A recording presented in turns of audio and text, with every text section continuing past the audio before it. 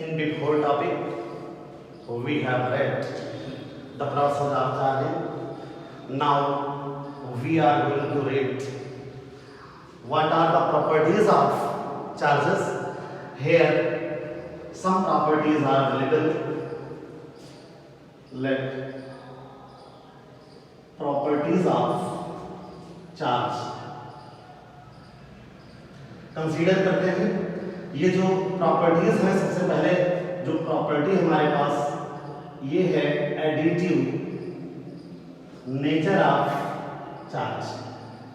Additive nature of charge को simply आप समझ सकते हैं कि एडिटिव नेचर क्यों है. सपोज करो कि दो पार्टिकल्स हमारे पास हैं, एक पर जो है 4 कूलम चार्ज है, एक पर सपोज करो कि 2e है. तो एडिशन का सेंस ये है कि जो एडिशन रूल्स फॉलो करते हैं, अगर ये 4 कूलम है, ये 2 कूलम है, तो ऐसी कंडीशन में जब इसको ऐड करोगे आप तो ये 6 कूलम हो जाएगा. इसी तरह से अगर ये 4 कूलम है और दूसरा अगर जो है -2 कूलम है, तो ऐड करोगे तो ये जो है आप देख सकते हो ये तो जो है 2 कूलम बचेगा. तो ये प्रॉपर्टी जो है एडिटिव प्रॉपर्टी कहलाती है.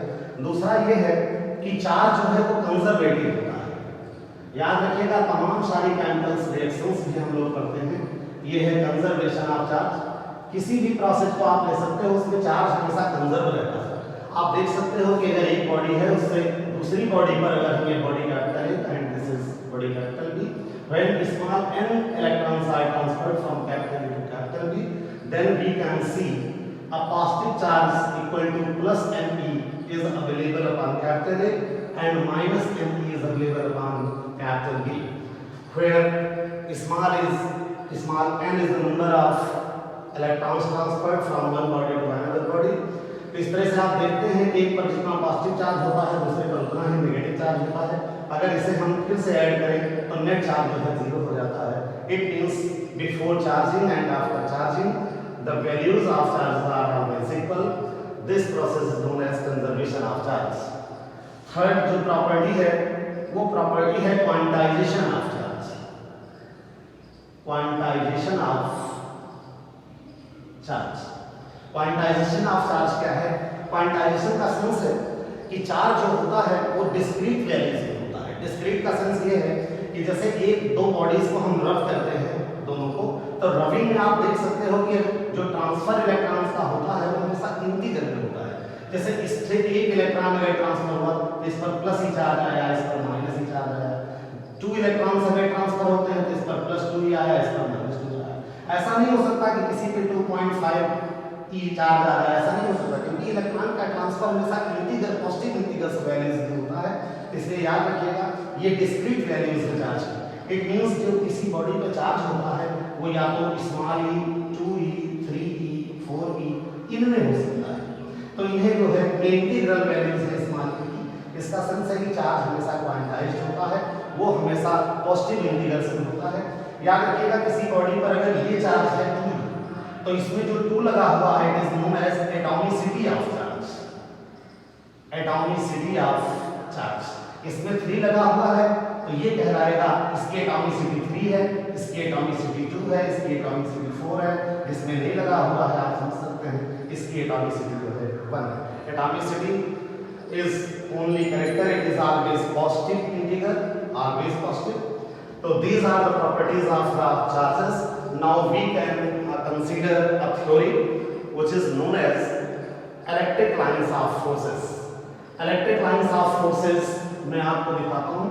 ये कंसीडरेशन में 10th स्टैंडर्ड से पहले इसको कंसीडर कर रहा हूँ, टैकल कर रहा हूँ. इससे आप देखिए इलेक्ट्रिक लाइंस ऑफ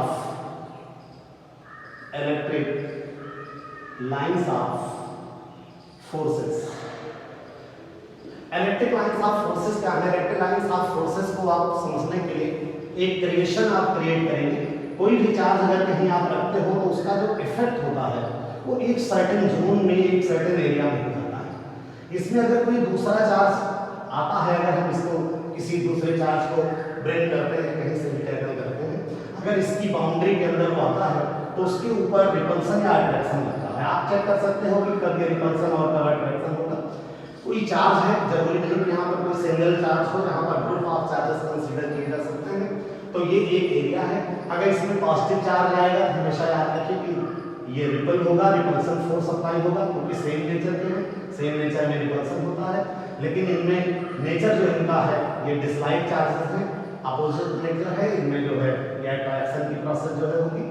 तो ये सेंस है कि कोई भी चार्ज या चार्ज का ग्रुप जो होता है वो अपने अराउंड में एक फील्ड क्रिएट करता है, जिसमें अगर हम कोई जो है सेकंड चार्ज कोई थर्ड चार्ज अगर लेकर के आते हैं तो ऐसे में उसके ऊपर कोई इलेक्ट्रोस्टैटिक फोर्स, रिपल्सन या अट्रैक्शन जो है वो क्रिएट होता है।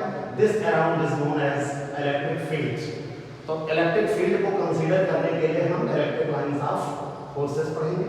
इलेक्ट्रिक लाइंस ऑफ फोर्सेस को क्लियर करने के लिए मैं एक जो है चार्ज कंसीडर करता हूँ, which is known as positive test charge. Positive test charge. Positive test charge has three properties. It is denoted by plus Q naught. This is always positive. First property इसकी always positive. Second property जो इसकी है, second property ये है कि it is the smallest charge. हमारे universe का सबसे छोटा चार्ज है। वैसे मैंने कंसीडर किया था कि fundamental charge is the smallest charge in our universe, but this charge is smallest charge. Both sentences are contradictory with each other, but now we can consider the special property of the positive test charge. This charge is imaginary. याद रखिएगा ये charge जो होता है वो imaginary होता है, तो इसको हम लोग इसलिए कंसीडर करते हैं कि इमेजिनरी चार्ज होगा, छोटा होगा चार्ज, तो इलेक्ट्रिक फील्ड में अगर वो कंसीडर किया जाएगा तो वो जो इनिशियल इलेक्ट्रिक फील्ड होगी उसके ऊपर कोई इफेक्ट क्रिएट नहीं करेगा। तो ये जरूरी है। अब हम आपको दिखाते हैं what are the electric lines of forces. Suppose an electric field is established around this is the zone of electric field, some electric field. A positive test charge put up किया जा रहा है यहाँ पे। जैसे ही कोई positive test charge electric field में पुट अप करते हैं वैसे ही इसके ऊपर एक फोर्स क्रिएट हो जाता है। ये तो फोर्स क्रिएट होता है तो ये एक डायरेक्शन में मूव कर जाता है किसी डायरेक्शन में। तो जिस डायरेक्शन में ये मूव करता है इस डायरेक्शन का जो पाथ होता है, जो लोकस होता है, that is known as electric lines of forces. When any positive test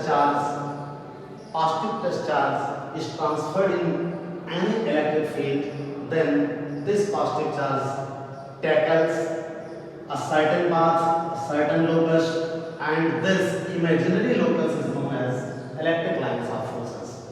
These electric lines are always imaginary. अब हम देख सकते हैं properties of electric lines of forces. तो properties of electric lines of forces में initially आप देख सकते हैं these are imaginary। ये जो लाइंस होती हैं इमेजिनरी होती हैं, इन्हें आप देख नहीं सकते हैं, सो नहीं होती हैं।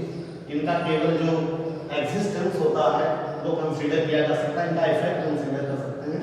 दूसरा ये है कि अगर इसके किसी पॉइंट पर आप इलेक्ट्रिक फील्ड की डायरेक्शन कंसीडर करना चाहें तो वहां पर एक टेंजेंट आप ड्रा करेंगे, और जैसे ही आप टेंजेंट वहां पर ड्रा करेंगे देखिएगा टेंजेंट जैसे ही ड्रा होगी उस प्लेस पर ये इंटेंसिटी ऑफ इलेक्ट्रिक फील्ड की डायरेक्शन आप पा सकेंगे। और अगर किसी सेकंड पॉइंट पर आपको कंसीडर करना है तो वहां पर आप एक सेकंड टेंजेंट जो है ड्रा करेंगे, ये इलेक्ट्रिक फील्ड की डायरेक्शन मिल जाएगी। बट डिफरेंट पॉइंट्स पर जो इलेक्ट्रिक फील्ड का मैग्नीट्यूड है वो भी चेंज होगा और जो इनकी डायरेक्शन है वो फॉरएवर जो है चेंज होती रहेगी। Specially these lines are always in curve in the nature. Third ये है कि अगर किसी प्लेस पर ये इलेक्ट्रिक लाइंस जो हैं पैरेलल और इक्वी डिस्टेंस हैं, आप देख सकते हो डायग्राम में मैंने शो किया है। तो एक तरफ तो मैंने बोला है कि these lines are always curve, but in this figure these lines are equidistant and parallel. These lines are selected in special area, very smallest area, and this field is known as uniform electric field. This is the recognition of uniform electric field. The place at where these lines are always parallel and equidistant, this field is known as uniform electric field. This is the third property of electric lines of forces. Fourth property का ये system है कि किसी भी place पर अगर ये lines जो है बहुत डेंस है, तो अगर ये लाइंस बहुत डेंस है तो वहाँ जो इलेक्ट्रिक फील्ड होती है ये बहुत स्ट्रांग होगी, और अगर किसी प्लेस पर इनमें गैपिंग ज़्यादा है तो यहाँ की जो इलेक्ट्रिक फील्ड होगी वो लो हो जाएगी। फिफ्थ प्रॉपर्टी एक और हम लोग जो है देख सकते हैं। तो फिफ्थ प्रॉपर्टी में हम इलेक्ट्रिक लाइंस ऑफ फोर्स में आपको कंसीडर करते हैं। कोई भी सिंगल अगर पॉजिटिव चार्ज है या सिंगल नेगेटिव चार्ज है, ये सेपरेट है, एक दूसरे पर कोई असर नहीं डालते हैं, तो सेपरेटली मैं चेक करता हूँ। पॉजिटिव पर जो इलेक्ट्रिक लाइंस ऑफ फोर्स है, जो कि सिंगल चार्ज है, कोई इफेक्ट नहीं किसी चार्ज का, तो ये लाइंस जो है हमेशा स्ट्रेट लाइंस होंगी और आउटवर्ड होंगी।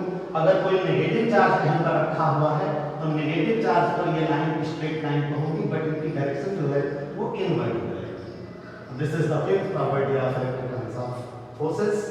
तो इस तरह से हम लोग जो है इलेक्ट्रिक लाइंस ऑफ फोर्सेस को कंसीडर कर सकते हैं। तो इस तरह से आपने इलेक्ट्रिक लाइंस ऑफ फोर्सेस देख लिया, इलेक्ट्रिक फील्ड देख लिया। इलेक्ट्रिक फील्ड का सेंस मैं आपको क्लियर कर दूं एक बार।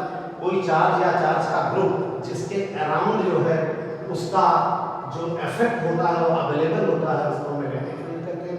या यूं भी इसे जो है आप कंसीडर कर सकते हो कि the area around any charge और group of charges at where electrostatic force is exerted upon any third positive or negative charge, this area is known as electric field. So now theoretical portion of electric lines of forces is finished. In next topic we can consider Coulomb's law. Thanks a lot. Jai Hind.